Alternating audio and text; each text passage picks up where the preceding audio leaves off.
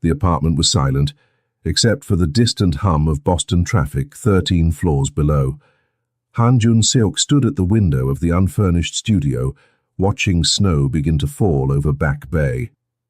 His reflection stared back at him, white dress shirt with 4 buttons undone, the phoenix tattoo on his neck a dark shadow against his skin, shoulders tense with the weight of betrayal. Thanksgiving Eve. The irony wasn't lost on him. 48 hours ago, he'd controlled the entire Korean underworld on the East Coast from his legitimate import business. Now he was alone in a safe house even his most trusted guards didn't know about, because his most trusted guard, his brother in all but blood, had put a gun to his head. The knock on the door made his hand move instinctively to the weapon at his back, but the voice that followed was small, young, utterly fearless. "Hello? I know you're in there. I saw you come home." Jun-seok frowned, approaching the door silently. Through the peephole, he saw a little black girl with her hair in 2 perfectly round afro puffs, wearing a purple jacket that had seen better winters. She couldn't have been more than 7 years old. "My name is Maya," she continued, speaking to the door like it might answer. "My mama says nobody should eat alone on Thanksgiving. Do you want to come to our house tomorrow?" For the first time in 2 days, Jun-seok didn't know what to do. Jun-seok didn't open the door. He stood frozen, watching through the peephole as the little girl waited, patient as a saint. After a long moment, she slipped something under the door and left. He waited until her footsteps faded before retrieving it. A hand-drawn picture in crayon, a table with stick figures around it, including one with black hair that she'd labeled "New Friend" with careful crooked letters. He should have thrown it away. Instead, he placed it on the empty counter and returned to the window. Boston's Back Bay stretched out before him, all historic brownstones and modern glass. His legitimate business, Han Import and Export, occupied a warehouse in Chinatown. His real business operated from the shadows. Or it had, until Kim Min-ho put a bullet through the wall where Jun-seok's head had been. His phone buzzed. Another message from an unknown number. He ignored it. The memory played again. The warehouse office, Min-ho entering with that strange expression, the way his friend's hand had trembled before reaching for his gun.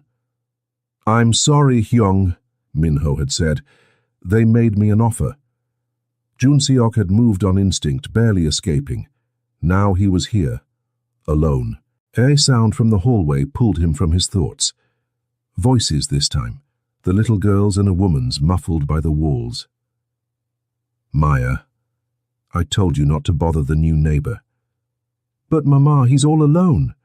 Nobody should be alone on Thanksgiving." "Baby, some people like being alone." "Nobody likes being alone, Mama. That's what Daddy used to say." A pause, heavy with old grief. Then the woman's voice again, softer. "Your daddy was right about a lot of things, but we can't force people to—" "I'm not forcing, I'm inviting." Despite everything, Jun-seok felt the corner of his mouth twitch. The girl was persistent. It reminded him of someone, though he couldn't place who. The voices faded toward the apartment next door. He heard a door close, then silence. He looked down at the crayon drawing again. The stick figure labeled "New Friend" was smiling. When was the last time someone had smiled at him without fear in their eyes? His phone buzzed again. This time he looked. Unknown. "Your guards are looking for you. I told them you went to New York. That buys you maybe 48 hours. After that, Min-ho will start checking safe houses. Get out of Boston." Jun-seok stared at the message. The sender had to be someone inside his organization, someone who knew about the betrayal but hadn't participated, someone who still, for reasons he couldn't fathom, wanted him alive. He typed back, "Who is this?" The response came immediately. "Someone who remembers when you were different, before you became what you had to become. Happy Thanksgiving, boss." The phone went dark. When he tried to call the number, it was already disconnected. "Before you became what you had to become." The words settled like snow on an old wound. He'd been 17 when he'd killed his first man. the foster father who'd tried to sell him to cover gambling debts. He'd been 19 when he'd taken over his first territory, 23 when the Korean families had acknowledged him as something to fear.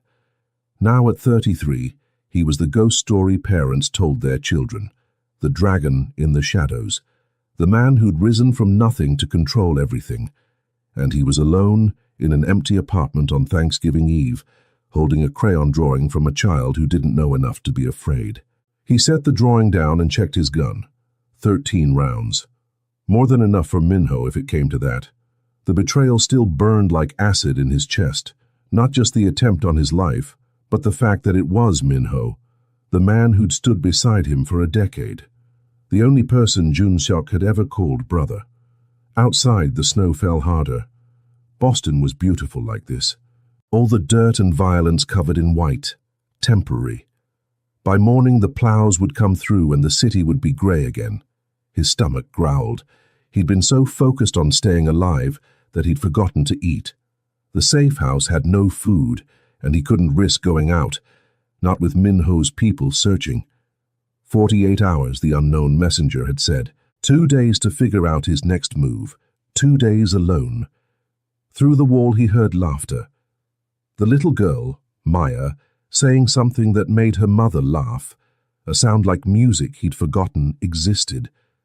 The warmth of it seemed to seep through the drywall, a reminder that other people lived other lives. Lives where Thanksgiving meant something besides another day to survive. He turned away from the sound and walked to the bathroom. In the mirror, the phoenix tattoo on his neck seemed to mock him. Rebirth, resurrection, second chances. He'd gotten the tattoo at 25, after consolidating his power. It was supposed to represent his transformation from the scared immigrant boy to the man who controlled the streets. Now it just felt like a lie. Back in the main room, his eyes kept drifting to the crayon drawing. Nobody should eat alone on Thanksgiving. The child didn't know what she was asking, didn't know that the man next door had blood on his hands and enemies at his back, didn't know that sitting at a table with him was the kind of risk her mother should never take. But she'd asked anyway, and for the first time in 20 years, Jun Seok considered saying yes to something that had nothing to do with power, territory or survival. He picked up the drawing and studied it again. The stick figures were holding hands around the table. One of them wore a crown, probably the little girl herself. Another wore what might have been a chef's hat. The one labeled New Friend was just smiling. Jun Seok set the picture back down and returned to the window. The snow was really coming down now, covering the streets, the cars, the whole city in silence. Tomorrow was Thanksgiving. He had 48 hours before Minho's search widened. 48 hours before he had to decide whether to run or to fight. Tonight he was just a man in an empty apartment, looking at a child's drawing and remembering what it felt like to want something other than revenge. Thanksgiving morning arrived with crystalline silence. Jun Seok had spent the night doing what he'd done in every safe house for the past 15 years, not sleeping, just waiting, watching, calculating his next move. At 7 a.m. his phone buzzed with a new unknown number. Unknown. Minho met with the Yakuza last night. He's offering them your roots in exchange for muscle. You have less time than I thought. Maybe 24 hours. Jun Seok replied immediately. Tell me who you are. Unknown. Not yet. First, survive. There's a black SUV circling your block. Don't look out the window. His blood went cold. He'd been so careful, used a fake name for the lease, paid in cash through a third party. Either Minho was better at this than he'd thought, or the knock came again. Same rhythm as yesterday. Small fist, patient. Hello? It's Maya, from next door. My mama sent me to ask again if you want to come for dinner. We're having turkey. Jun Seok moved to the door silently, checking the peephole. The little girl stood there in a yellow dress that was too thin for November, her natural afro styled with a bright yellow headband. Behind her, the hallway was empty. Another message. The SUV is slowing down. They're checking apartment buildings. If they come to your floor, the girl will be in the crossfire.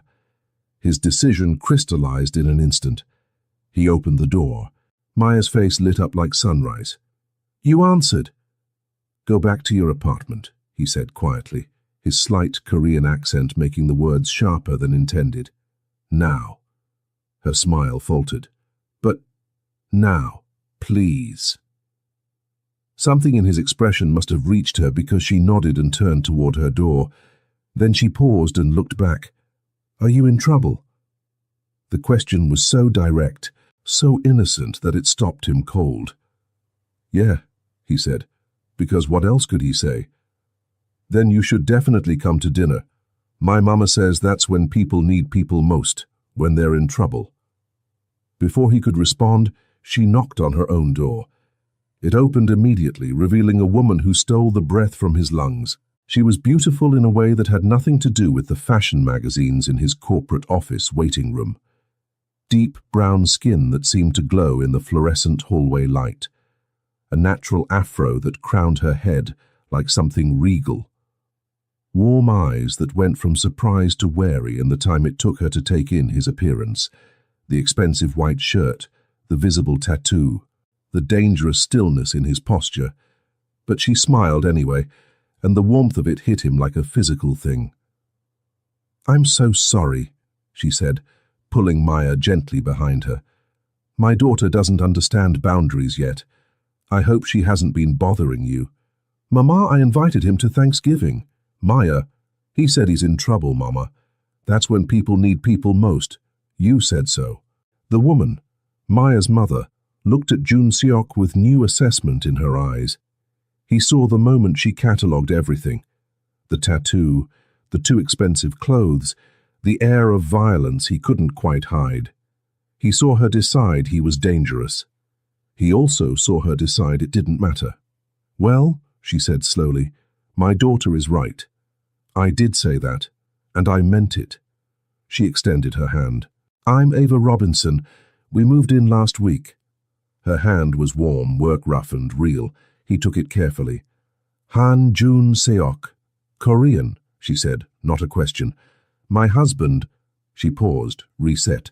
"I used to teach." Beautiful language. Husband. Past tense. Another story there, written in the shadow that crossed her face. "You're really invited," Ava continued, "if you want to come. We're eating around too, nothing fancy. Just turkey, some sides, pumpkin pie." "Teacher," he repeated. Of course she was. It explained the gentle authority in her voice. "Elementary school, or I was, until—" She stopped herself. "Anyway, the offer stands. Apartment 13B, 2 o'clock, no pressure." His phone buzzed in his pocket. He didn't need to check it to know what it said. "I don't want to impose," he started. "You're not imposing if you're invited," Maya piped up from behind her mother's legs. "That's what an invitation means." Ava laughed, the sound like light breaking through clouds. She's not wrong. Through the window, Jun Seok could see the street below. A black SUV was indeed circling. Slowly, methodically. If he stayed in his apartment, they might not check it today, but they would check. And when they did, they'd check the whole floor, including 13B. "What time did you say?" he heard himself ask. Ava's smile could have melted the snow outside. 2 o'clock, just knock.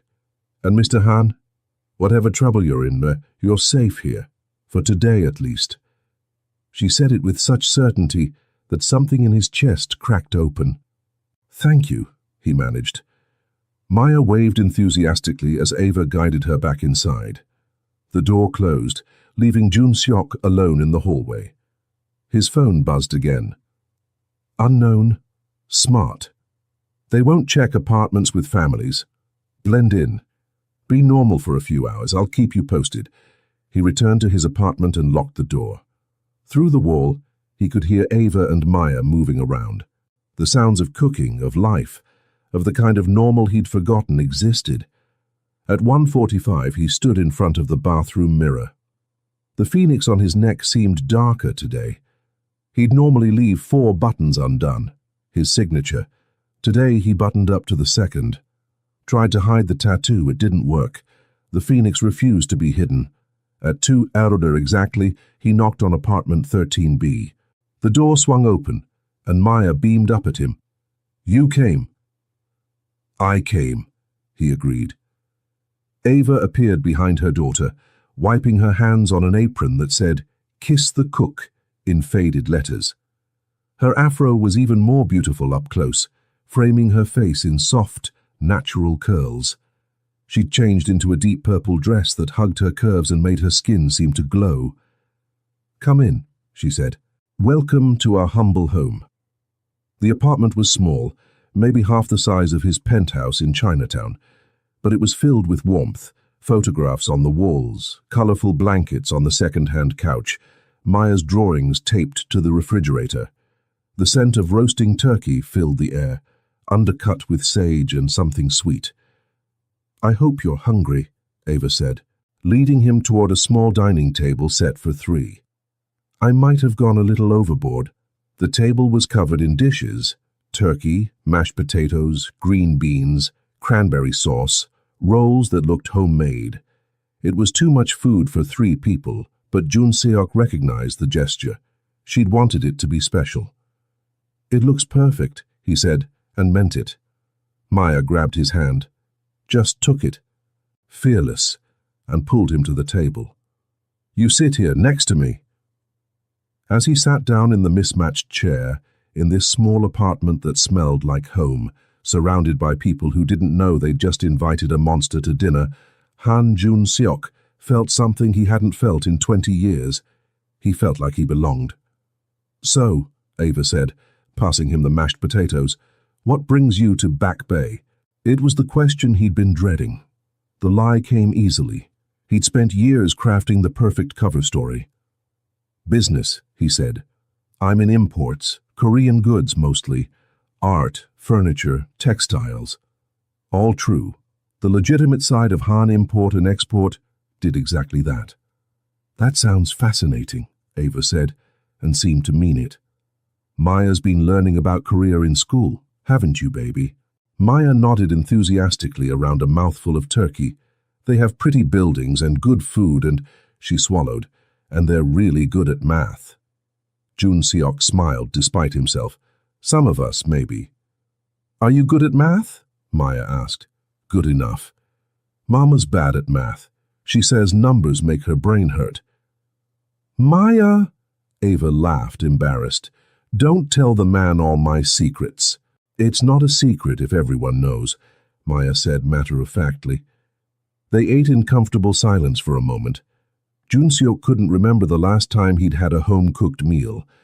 The turkey was slightly dry but seasoned perfectly. The mashed potatoes were creamy and rich. "This is very good," he said. "Thank you for inviting me." Ava's smile was genuine, reaching her eyes. "Thank you for coming." "So it's just the 2 of you?" he asked, then immediately regretted the intrusion, but Ava just nodded. "Yes, Maya's father passed away a 1.5 years ago." "I'm sorry." "Me too." She glanced at Maya, who was carefully constructing the perfect bite. It was sudden. That night left questions we'll never have answers to. That night. Not an illness then. Something that happened in a single night. Something that left questions. Jun Seok knew that kind of loss. His mother's death had been drawn out, agonizing. But his entry into this life, the night he'd killed his foster father in self-defense, that had been sudden. One moment he was a kid trying to survive, the next he was a killer. Some nights left, you changed forever. "What about you?" Ava asked, pouring gravy over her turkey. "Family?" "None," he said. "My mother died when I was young. No siblings. No." He trailed off. No one. Just Min-ho, and that was gone now too. "I'm sorry," Ava said softly. "That must be lonely. I'm used to it." "That's not the same as being okay with it." Her perception cut deeper than she knew. Maya was watching him now, those wide brown eyes seeing more than a child should. "Do you miss having a family?" Maya asked. "Maya, that's personal," Ava started. "It's okay," Jun Seok interrupted. He looked at the little girl, at her open, honest face. "Yes, Sometimes I miss it very much.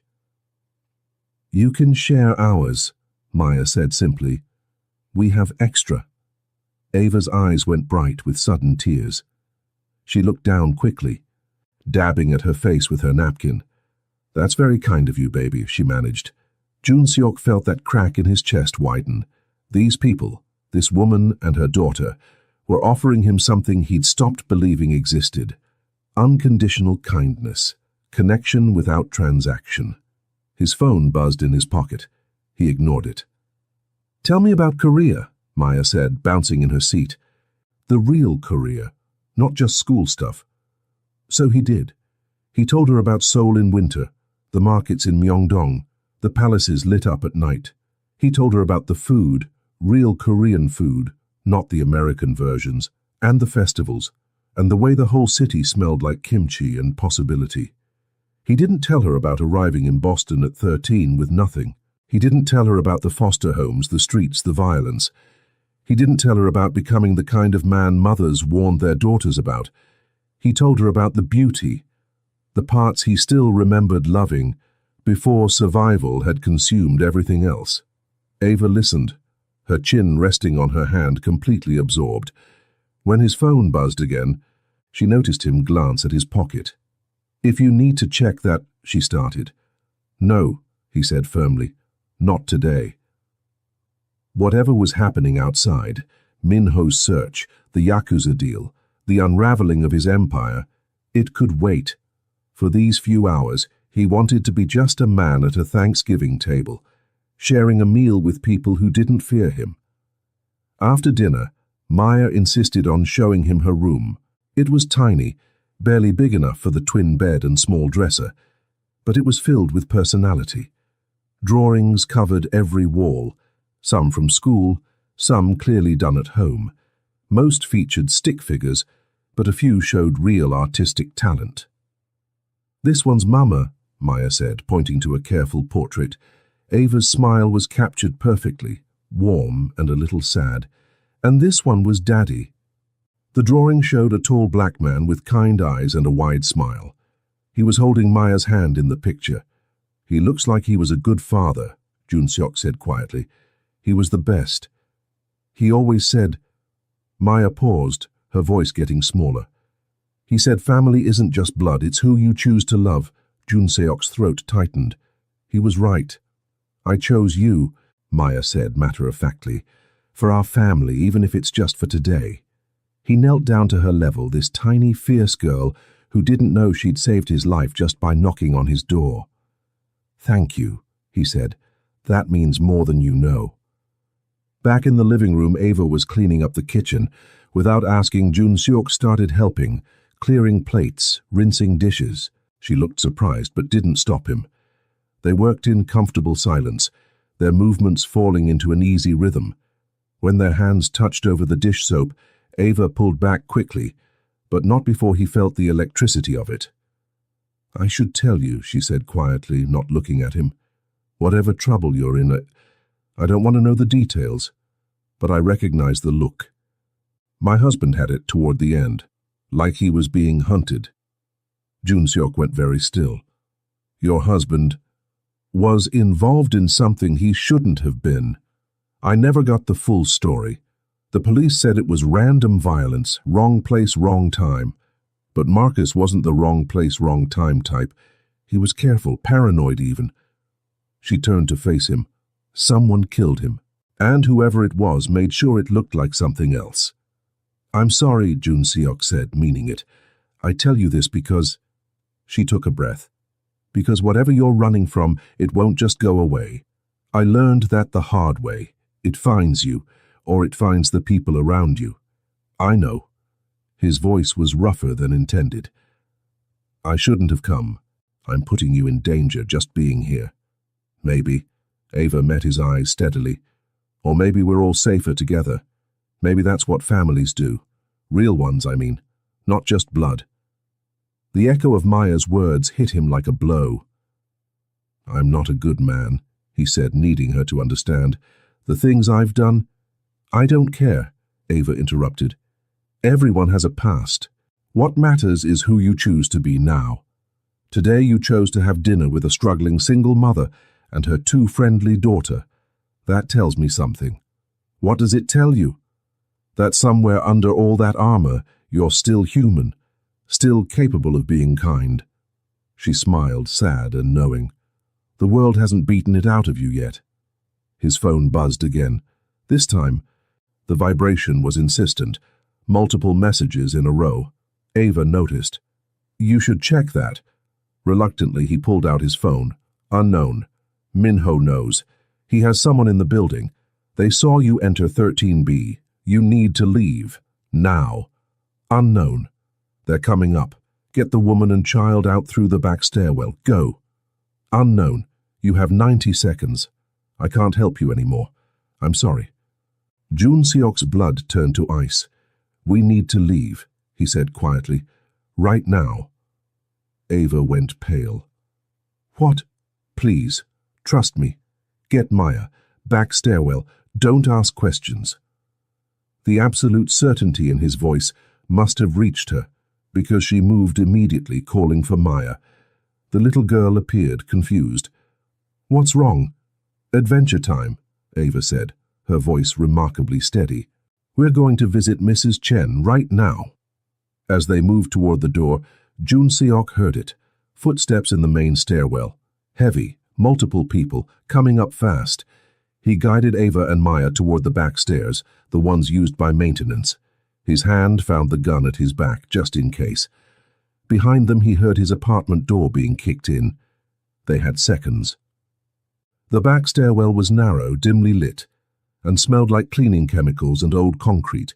Jun Seok led them down 3 floors before stopping, listening. Voices echoed from above, Korean, angry, searching. Ava held Maya close, her hand over her daughter's mouth to keep her quiet. But the little girl wasn't crying or panicking. She was watching Jun Seok with those 2 knowing eyes, understanding more than she should. He pulled out his phone and texted the unknown number. We're out. Where do we go? No response. Who are those men? Ava whispered. People I used to work with. They think I betrayed them. Did you? No. But they'll kill me anyway, and now. His jaw clenched. Now they've seen you. They know you helped me. I'm sorry. I'm so sorry. Ava's expression hardened. Stop apologizing and start planning. How do we get out of this building? Her strength surprised him.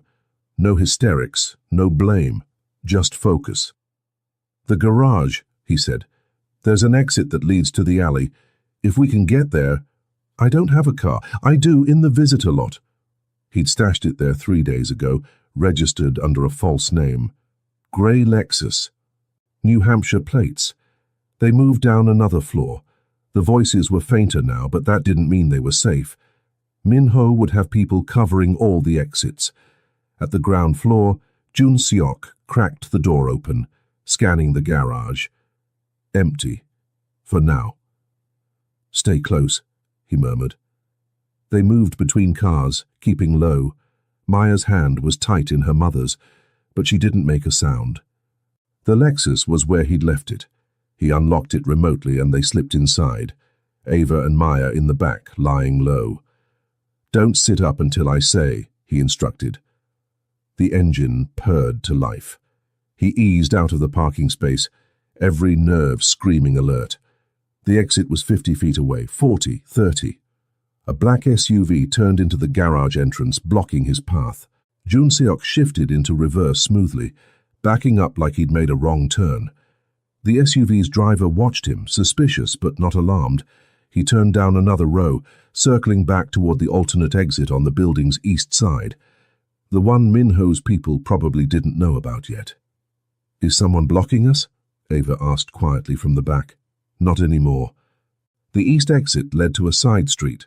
Jun Seok pulled out carefully, merging into Thanksgiving afternoon traffic like he had every right to be there. In the rearview mirror, the building grew smaller. You can sit up now, he said. Ava rose slowly, still keeping Maya low. Where are we going? Good question. He couldn't go to any of his properties. Couldn't contact his remaining people without risking exposure. Couldn't... His phone rang. Actual call, not a text. Unknown number. He answered, putting it on speaker. "Who is this?" "Someone who's been where you are." The voice was male, older, with a Korean accent thicker than his own. "My name is Park Jin-woo. I worked for your organization 15 years ago. Got out before it ate me alive. I don't know you." "No, but I knew your mother. She saved my life once back in Seoul. I've been watching out for you ever since you took over. Thought maybe I could return the favor someday." Jun Seok's hands tightened on the wheel. "You're the one who's been texting." "Yes, and I'm the one offering you sanctuary now. I have a place in Cambridge near MIT. Safe house Minho doesn't know about. You and your friends can stay there until we figure this out." "Why should I trust you?" "Because right now, I'm all you have. And because your mother once told me that a good man can survive in hell, but only if he remembers why he's fighting to get out." A pause. "You brought those people into your mess. That tells me you haven't forgotten everything she taught you." Ava was watching him in the rearview mirror, trying to understand. "What's the address?" Jun Seok asked. Park gave him directions to a townhouse near Harvard Square. "I'll be waiting. And Jun Seok? Your mother would be proud that you got them out. Hold on to that." The call ended. "Your mother?" Ava asked quietly. "Died when I was 13. Cancer." The words came easier than they should have. "She was. Good. Better than I turned out." "I doubt that." Ava shifted so she could see his face better. "A bad man would have left us behind." "Would he have? A week ago?" Jun Seok wasn't sure. The man he'd been before yesterday's betrayal might have calculated the risk and abandoned them. But sitting at that Thanksgiving table, sharing that meal, seeing Maya's drawings and Ava's strength, something had shifted. Enough that when the choice came, there was no choice at all. They drove through Boston's holiday-quiet streets. Most people were home with family, digesting turkey, watching football. Normal lives, safe lives. Maya finally spoke up from where she was huddled against her mother. "Are we in danger?" "Yes," Jun Seok said, because lying to her felt wrong. "But I'm going to keep you safe." "Promise?" He met Ava's eyes in the mirror. She didn't tell him not to make promises he couldn't keep. She just waited. "I promise," he said. Cambridge appeared through the windshield. Brick buildings and old trees, academia and old money. Park's address led to a narrow townhouse on a quiet street. The door opened before Jun Seok could knock. Park Jin-woo was in his 60s, grey-haired and scholarly-looking in wire-rimmed glasses. He looked more like a professor than a former gangster. "Come in," he said, quickly. Inside, the house was warm and filled with books. Park led them to a sitting room and gestured for them to sit. "I'll make tea," he said, studying Ava and Maya with kind eyes. "You must be frightened. I'm sorry for that." "I'm not frightened," Maya announced. "Mr. Han promised to keep us safe." Park smiled. "Did he? Then you have nothing to worry about. When Jun Seok makes a promise, he keeps it. You knew me when I was a child." Jun Seok asked. "I knew of you. Your mother spoke of you often before she got sick. She had such plans for you. Harvard, maybe. Law school. A legitimate life." Park's expression turned sad.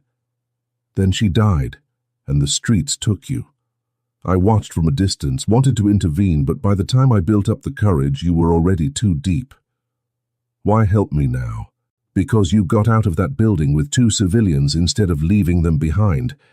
That's not the action of a man who's lost his soul. Not yet." Park returned with tea, serving it in delicate cups. "What's your plan?" "I don't have one," Jun Seok admitted. "Minho has most of my organization. He's allied with the Yakuza. I can't fight him head-on." "So don't fight him head-on." Park sipped his tea. "Fight him smart. You have something he doesn't." "What's that?" "You know how he thinks. You trained him. And you have me. Someone he's forgotten about. Someone with connections he doesn't know exist. Park leaned forward. But first, we keep your friends safe. The woman and child can stay here. I have rooms upstairs. We're not his friends, Ava said quietly. We just met yesterday. Park smiled. My dear, you shared a Thanksgiving meal with him. In Korean culture, that makes you family. And Jun Seok protects family. It's the one good thing his mother managed to drill into him before she died. Tears were streaming down Jun Seok's face before he realized he was crying. He turned away, ashamed, but Ava's hand found his shoulder. It's okay, she murmured. You don't have to be strong right now. And something in him broke, not in a bad way, but like a dam releasing pressure it had held too long.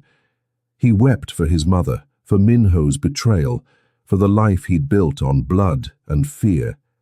He wept for the man he might have been if his mother had lived. When the tears finally stopped, he found Maya standing in front of him, holding out a tissue from her pocket. My daddy cried too sometimes, she said. Mama says it means you're brave enough to feel things. He took the tissue, wiping his face. Thank you.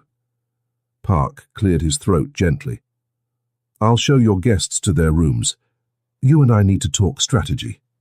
Ava stood but paused before following Park. Whatever you're planning, don't do it alone. You don't have to be alone anymore. After they left, Park returned and poured whiskey instead of tea. She's right, you know, the older man said. You've been alone so long you've forgotten there's another way. Alone is safer. For everyone. Alone is how men like us die. Park raised his glass. To your mother, to second chances, and to remembering what we're fighting for. They drank. And somewhere in the city, Minho was searching, planning, getting closer. 3 days passed in Park's townhouse. 3 days of Jun Seok rebuilding his network from shadows, calling in old favors, reaching out to the few men he trusted who hadn't been compromised by Minho's coup. 3 days of Maya doing homework at Park's antique dining table, completely unbothered by the dangerous men having quiet conversations in Korean around her. 3 days of Ava, watching him with eyes that saw too much, asking questions he didn't know how to answer. Why does he call you boss if you're in imports? She asked on the third night after Maya had gone to bed. They were alone in Park's study. Jun Seok had been reviewing financials. The legitimate numbers that would let him prove Minho's Yakuza deal violated their organization's foundational rules. Because I am a boss, he said simply, just not the kind you're thinking. I'm thinking exactly the kind I'm thinking. Ava sat across from him. I'm not stupid, Jun Seok. I know what a tattoo like yours means. I know why men carry themselves the way you do. My husband. She took a breath. Marcus got involved with people like you. It got him killed. I'm sorry. Stop saying that. Just tell me the truth. Are you Mafia? The question hung in the air between them. He could lie, should lie. Yes, he said instead. Korean organized crime. I controlled most of the East Coast territory. Minho was my second, my brother, until he tried to kill me. Why? Greed, power, the usual reasons men betray each other. Ava was quiet for a long moment. You should have told me before I brought my daughter here. I know. We should leave. You should, but you won't be safe. Minho saw you with me. In his mind, that makes you either an asset or a liability. So we're prisoners. You're protected. There's a difference. She laughed, harsh and bitter. Marcus said something similar right before he died. I'm protecting you, he said. Turned out he was protecting me from the people he owed money to. Lot of good it did. Jun Seok closed the laptop. I won't let that happen to you. You can't promise that. I can promise I'll die before I let Minho touch you or Maya. The intensity in his voice seemed to shake her. She studied his face like she was seeing him for the first time. Why? She asked quietly. Why do you care so much? We're nothing to you. You invited me to dinner, he said, the words inadequate but true. You saw me as a person instead of a threat. Your daughter drew me into her family like it was the easiest thing in the world. Do you know how long it's been since someone looked at me without fear? That's not enough reason to die for us. It's the only reason I have left. Ava's eyes were bright with unshed tears. You don't even know us. I know you're strong. I know you're kind even when you shouldn't be. I know you make Thanksgiving dinner for 3 with enough love to feed 20. He paused. I know your husband loved you very much, and whatever he was involved in, he died trying to protect you. How do you know that? Because that's what good men do, and you wouldn't have married anyone else. She wiped at her eyes angrily. Don't make me like you. Don't make this complicated. Too late, he said softly. The moment stretched between them, heavy with things neither could say. Then Park appeared in the doorway. We have a problem, he said. Min Ho just made his move. He's calling a gathering of all the Korean families for tomorrow night. Says he has proof you stole from the organization. If he gets them to vote against you, you'll be declared an enemy. They'll hunt you to the ends of the earth. Jun Seok stood. Where's the gathering? Your restaurant, the one in Chinatown. He's using my own territory against me. Smart, Park admitted. He knows you won't attack during a peace gathering. Too many witnesses, too much risk of starting a war. Then I won't attack, Jun Seok said slowly, an idea forming. I'll walk in the front door, unarmed, and I'll challenge him directly. That's suicide. Maybe. Or maybe it's the only way to end this without more bloodshed. He looked at Ava. You'll be safe here. Park has 20 men watching this house. Min Ho won't find you. And if you die, Ava asked, then Park will get you and Maya new identities, new city, new life. I've already arranged it. She stood up, crossing to him.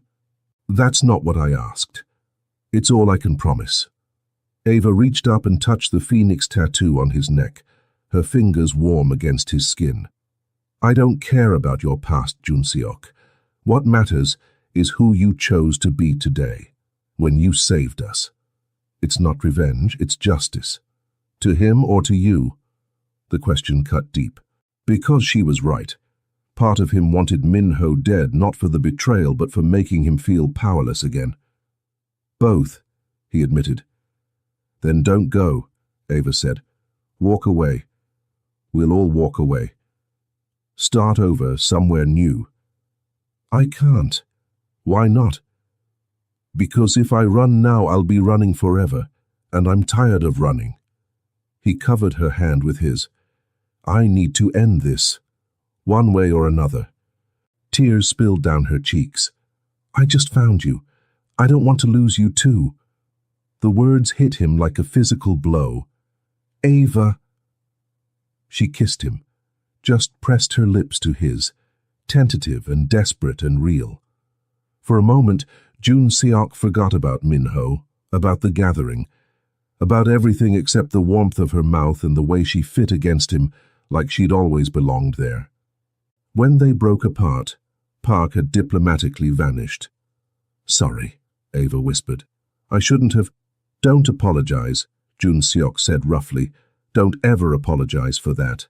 Come back, she said. After tomorrow, whatever happens, find a way to come back. I will, I promise. You're good at keeping promises. I'm trying to be. She kissed him again, softer this time. Then she stepped back, wiping her eyes. I should check on Maya, she said. After she left, Jun Seok stood alone in the study, his lips still tingling from her kiss, his heart pounding in a way that had nothing to do with fear. Park returned with 2 glasses of whiskey. That was unexpected, the old man observed. Yes. Good for you. Park. No lectures, just this. Your mother wanted you to have a normal life. Love, family, happiness. Park handed him a glass. Maybe this is your chance. Maybe this is what the Phoenix was always about. Not rising to power, but rising to something better. Or maybe tomorrow I die, and she watches another man she cares about get killed. Then make sure you don't die, Park said simply. You have something to live for now. Use it. The next morning, Jun Seok dressed carefully. White shirt buttoned to the second button. The phoenix visible on his neck. Dark slacks. No weapon. That was the rule for peace gatherings. Maya appeared in his doorway as he was adjusting his collar. "You're leaving," she said. "Just for today. You're going to fight the bad man." "How did you—" "I'm 7, not stupid." She walked over and straightened his collar, her small hands careful. "My daddy went to fight bad men too. He didn't come back." Jun Seok knelt to her level. "I'm coming back." "Promise?" "I promise." She hugged him fiercely. "You're part of our family now. Families don't break promises." Downstairs, Ava was waiting by the door. She didn't say anything. Just pulled him into a kiss that tasted like coffee and fear and hope. "Come back," she whispered against his lips. "I will." Park drove him to Chinatown. The restaurant, his restaurant, though Minho had probably already claimed it, stood on the corner of Beach Street, all red and gold and traditional elegance. "Last chance to change your mind," Park said. "No," Jun Seok said. "It's time to end this." He got out of the car and walked toward the door, leaving behind the last person who remembered his mother, walking toward the man who'd betrayed him, carrying nothing but his word and the memory of Ava's kiss. The phoenix on his neck seemed to burn. Rebirth, she'd called it. He hoped she was right. The restaurant's private dining room was filled with representatives from every major Korean family on the East Coast. Jun Seok recognized most of them. Some he'd done business with, some he'd intimidated, all of them dangerous. Minho stood at the head of the table, looking every inch the leader he'd always wanted to be. When Jun Seok entered, the room went silent. "You've got balls, so I'll give you that," Minho said in Korean. "Walking in here like you own the place." "I do own this place," Jun Seok replied in the same language. "Or did you forget who built everything you're trying to steal? You built it on blood and fear. I'm just taking what's mine." "By trying to kill me, your own brother?" "You were never my brother. You were my boss. And I'm tired of taking orders." The other bosses watched, calculating. This wasn't just about territory anymore. It was personal, messy, the kind of thing that could spark a war if they chose the wrong side. Jun Seok switched to English, addressing the room. "Minho claims I stole from the organization. I'm here to answer those charges." He turned to Minho. "Show them your evidence." Minho's smile was cruel. He nodded to one of his men who produced a folder of documents. Phantom accounts, money laundering, years of theft. Jun Seok took the folder calmly, flipping through it. The forgeries were good, very good, but not perfect. "I have the real formation documents for these accounts filed 2 years ago by Kim Min-ho." He pulled out his phone, called up his own files. "He's been stealing from the organization for years. When I got suspicious, he tried to kill me. When that failed, he tried to frame me." "Lies," Minho spat. "Then let's verify. I'll submit to any investigation." "Will he?" One of the older bosses, Chang Dae-jung, leader of the Philadelphia family, leaned forward. "This is a serious accusation, Jun Seok. You're saying your own second betrayed you for money. I'm saying he got greedy, thought he could take my place, but he forgot something important." Jun Seok's voice dropped. "I didn't build this organization by being easy to kill." Minho's hand moved toward his jacket. Stupid, breaking the peace-gathering rules. But Jun Seok was faster. He crossed the distance between them in 3 steps, catching Minho's wrist before he could draw the gun. "Don't," he said quietly. "You pull that weapon in a peace gathering, every man in this room has the right to kill you." Minho's eyes were wild. "I should have put 2 bullets in your head when I had the chance." "You should have, but you hesitated. Want to know why?" Jun Seok's grip tightened. "Because part of you still remembered who we were, brothers, family, and you couldn't quite pull the trigger." "We were never family. You just used me. I trusted you. I gave you everything. And you threw it away for what? Money you'd never live long enough to spend?" Boss Chang stood. "Enough, we'll investigate both claims. Until then, both of you are under house arrest." Minho with the New York family, Jun Seok with me in Philadelphia.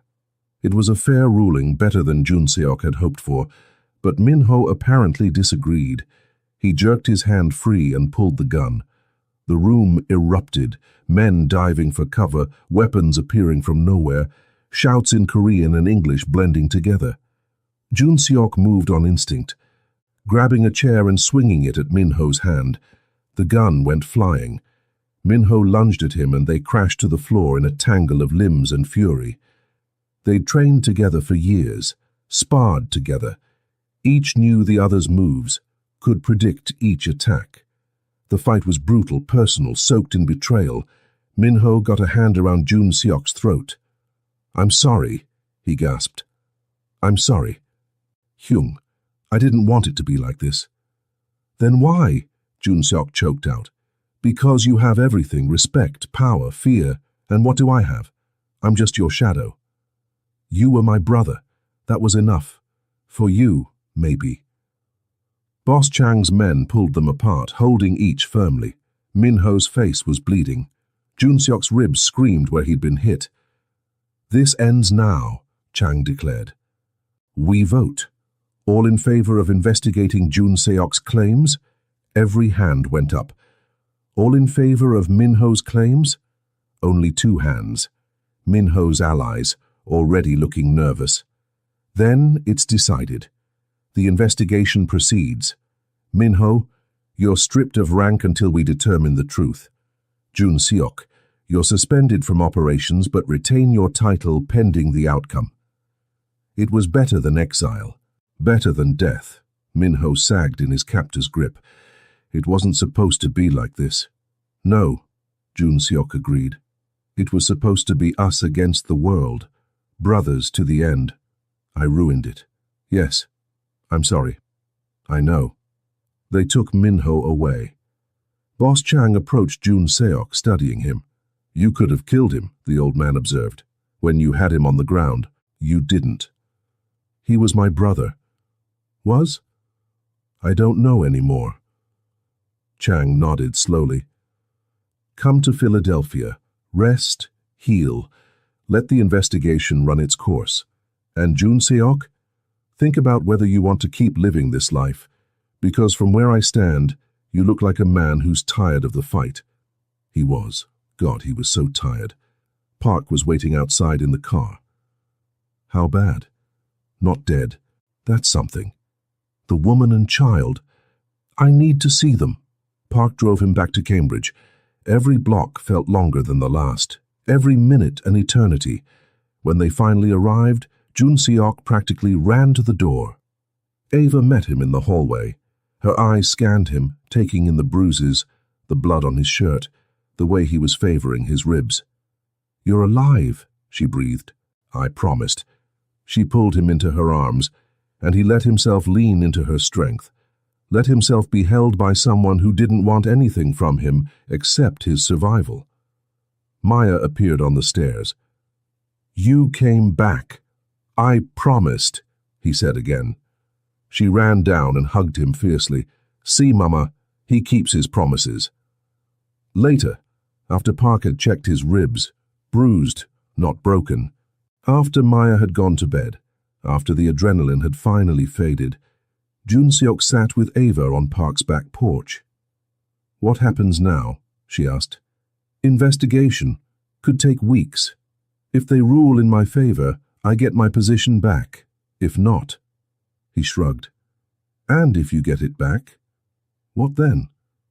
"I don't know." He looked at her. "A week ago I would have said I'd rebuild, consolidate power, become stronger than before, but now I keep thinking about that Thanksgiving table, about Maya's drawings, about the way you look at me like I'm just a man instead of a monster." Ava took his hand. "You are just a man who's made hard choices, a man who's done things he regrets, but also a man who saved us, who kept his promises, who cried for his mother. That doesn't erase the blood on my hands." "No, but it means you're more than just the blood." She squeezed his fingers. "My husband told me once that every man is a story, Some stories are tragedies, some are triumphs. Most are a little of both. The question is whether you get to write the ending. What if I've already written too much? What if there's no good ending for someone like me? Then write a new story. Start over. Be someone different. With you? The question escaped before he could stop it. Ava smiled, sad and hopeful. If you want, if you're willing to try. I've never tried before, to be normal, to have a family. I don't know if I can. Neither did I after Marcus died, but Maya taught me something. She taught me that you don't have to know how. You just have to be willing to try. Inside the house, Park was humming something in Korean. Maya was asleep upstairs, safe and warm. Outside, Boston glittered in the winter night. Jun Seok kissed Ava, soft and careful, like she might break, like she might save him. Maybe both. Teach me, he said against her lips. Teach me how to be normal. I don't think you could be normal if you tried, she laughed. But I can teach you how to be happy if you let me. I want to let you. Then that's enough. For now, that's enough. They sat together as the snow began to fall, two broken people building something new from the wreckage of their past lives. The phoenix on his neck would always mark what he'd been, but maybe, just maybe, it could also mark what he was becoming. The investigation had cleared Jun Seok. Minho was in permanent exile. Boss Chang had offered to reinstate him fully, but Jun Seok had made a different choice. He'd stepped down, retired, kept only his legitimate import business. The bosses had been shocked. Park had been proud. Ava had kissed him for 10 minutes straight. Now, on a May afternoon in Cambridge, Jun Seok stood in the kitchen of the house he'd bought, small, normal, perfect, making Korean barbecue for dinner. Maya was at the table doing homework. Ava was curled up on the couch grading papers. She'd gotten her teaching job back. Through the window, he could see Park's townhouse 2 blocks over. The old man visited twice a week, teaching Maya Korean and telling embarrassing stories. This was his life now. Quiet, normal, safe. He'd never been happier. Jun Seok? Ava called from the couch. Can you come here for a second? He wiped his hands and joined her, settling beside her with practiced ease. What's wrong? He asked. Nothing's wrong. I just wanted to tell you something. She took a breath. I love you. The words hit him with wonder, with gratitude, with disbelief that this was real. I love you too, he said, meaning it more than he'd ever meant anything. She kissed him, and Maya made exaggerated gagging noises from the table. Gross. No kissing during homework time. They broke apart, laughing. That night, after dinner and dishes and Maya's bedtime story, Maya called out, Jun Seok, can you check for monsters again? He smiled. Duty calls. Go, Ava said. She needs you. He went inside, checked under the bed and in the closet for monsters that didn't exist, kissed Maya goodnight, and returned to Ava. The Mafia boss was lonely no more, and it had all started with a little black girl saying, Come to my house for Thanksgiving. Sometimes salvation came in the smallest packages. Sometimes family was who you chose. Sometimes the phoenix rose not to power but to peace, and sometimes that was enough.